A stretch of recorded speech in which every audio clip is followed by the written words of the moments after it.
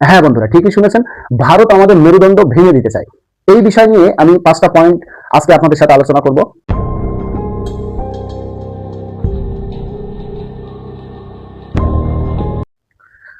আসসালামু আলাইকুম দর্শক।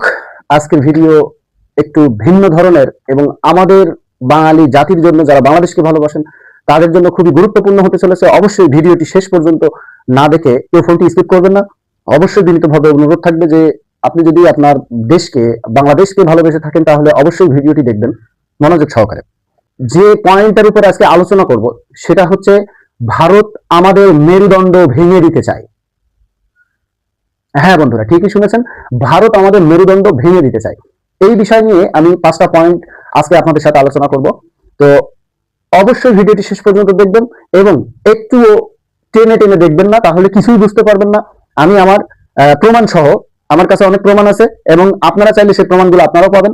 এর উপরে ভিত্তি করে যে ভারত আমাদের মেরুদণ্ড ভেঙে দিতে যাচ্ছে তার জ্বলন্ত প্রমাণ কিন্তু এখনো বাংলার বুকে রয়ে গেছে। সেই টপিকের উপরে 5টা পয়েন্ট আমি লিপিবদ্ধ করেছি।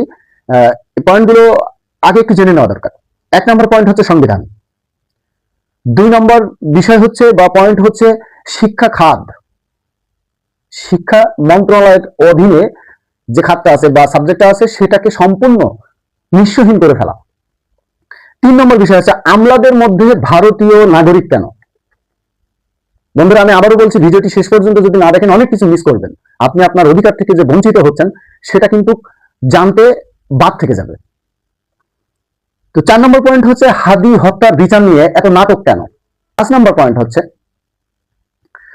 ভারতের সাথে চুক্তিবদ্ধ হয়ে আওয়ামী এবং বিএনপি লুটে পুটে আমাদের বাংলাদেশ থেকে খেয়ে যাচ্ছে। হ্যাঁ বন্ধুরা, এই 5টা পয়েন্টের উপরে আজকে আমরা আলোচনা করব। চলেন আমরা মূল আলোচনায় ফিরে যাই।